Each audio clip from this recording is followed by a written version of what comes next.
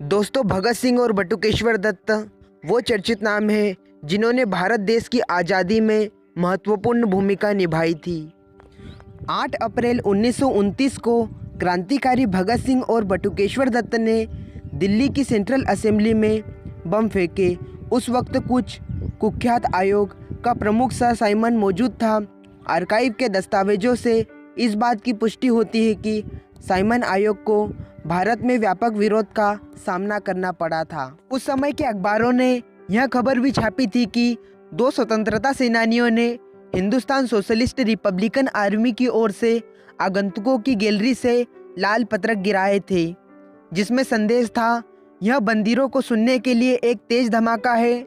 संसद भवन कही जाने वाली असेंबली में सर जॉन आल्सब्रुक साइमन मौजूद था। इस ब्रिटिश व्यक्ति को साइमन गो वो के नारे से संदर्भित किया गया था। अब बात बटुकेश्वर दत्त की जाए तो बटुकेश्वर दत्त ऐसे महान क्रांतिकारी थे जिनके फैन शहीद आजम भगत सिंह भी थे। तभी तो उन्होंने लाहौर सेंट्रल जेल में दत्त का ऑटोग्राफ लिया था। लेकिन आज़ाद भारत की सरकारों को बटुकेश्वर दत्त की कोई परवाह नहीं थी। इसका जीता जागता उदाहरण उनका जीवन संघर्ष था।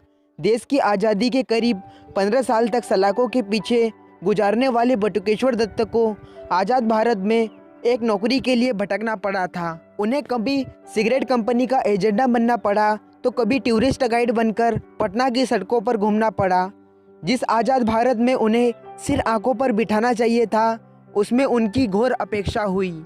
बटुकेश्वर दत्त का जन्म 18 नवंबर 1910 को बंगाली कायस्थ परिवार में ग्राम ओरी जिला नानी बेदवान बंगाल में हुआ था। इनका बचपन अपने जन्म स्थान के अतिरिक्त बंगाल प्रांत के वर्धमान जिला अंतर्गत खांडा और मोसू में बीता। इनकी स्नातक स्तरीय शिक्षा पीवीएन कॉलेज कानपुर में संपन्न हुई। यहाँ इनकी मुलाकात शहीद आजम भगत सिंह से हुई। इसके बाद इन्होंने हिंदुस्तान सोशलिस्ट रिपब्लिकन एसोसिएशन के लिए कानपुर में कार्य करना प्रारंभ किया।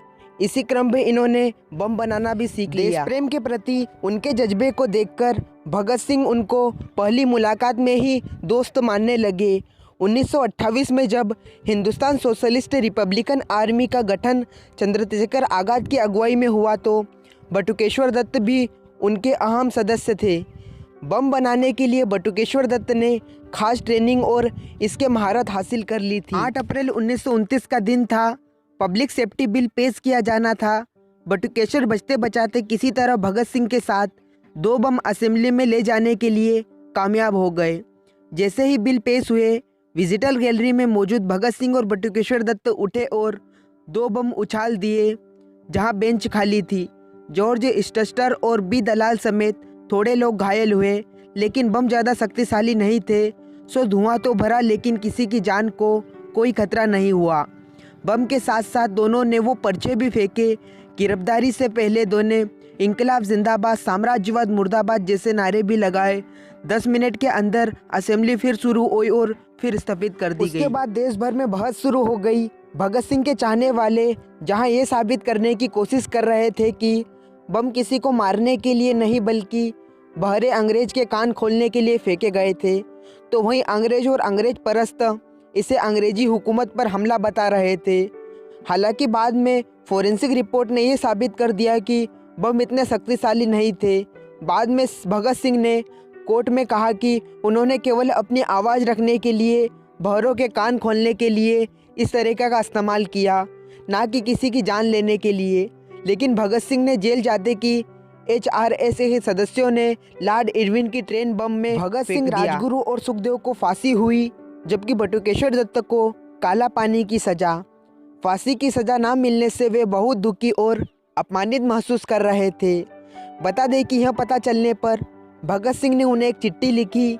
इसका मजमून यह था कि वे दुनिया को यह दिखाए कि क्रांतिकारी अपने आदर्शों के लिए मर नहीं सकते, बल्कि जीवित रहकर जेलों के अंधेरी कोठरियों में हर तरह का अत्याचार भी सहन कर सकते हैं। काला पानी की सजा के तहत उन्हें अंडमान की कुख्यात सेलुलर जेल भी भेजा गया।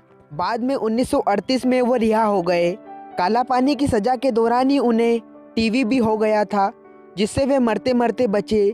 जल्द ही वे महात्मा गांधी के असहयोग आंदोलन में कूद पड़े। उन्हें फिर गिरफ्तार कर लिया गया। 4 साल बाद 1945 में वे रिहा हुए। 1947 में देश आज़ाद हो गया। नवंबर 1947 में बटुकेश्वर दत्त ने शादी कर ली और पटरा में रहने लगे, लेकिन उनकी ज़िंदगी संघर्ष भरी रही। कभी सिगरेट कंपनी का एजेंडा तो कभी टूरिस्ट गाइड बनकर उन्हें पटना की सड़कों की धूल छाननी पड़ी। बताते हैं कि एक बार पटना में बसों के लिए परमिट मिल रहे थे।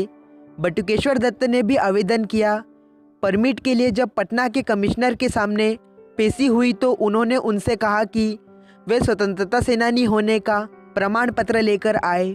हालांकि बाद में राष्ट्रपति डॉक्टर राजेंद्र प्रसाद को यह बात पता चली तो कमिश्नर ने बटुकेश्वर दत्त से माफ़ी भी मांगी। बटुकेश्वर जी का बस इतना ही सम्मान हुआ कि 50 के दशक में उन्हें एक बार 4 महीने के लिए विधान परिषद का सदस्य मनोनीत किया गया। अनिल वर्मा बताते हैं कि बटुकेश्वर दत्त का जीवन इसी निराशा में बीता और 1965 में उनकी मृत्यु हो गई। आज़ादी के 8 साल बाद बटुकेश्वर दत्त को एक किताब के जरिए याद किया गया, लेकिन न जाने कितने ऐसे क्रांतिकारी हैं जिन पर अभी तक एक पर्चा भी नहीं लिखा गया। अंततः 20 जुलाई 1965 को दिल्ली के एम्स हॉस्पिटल में उनकी मृत्यु हो गई। दोस्तों, आप बटुकेश्वर दत्त के बारे में क्या सोचते हैं?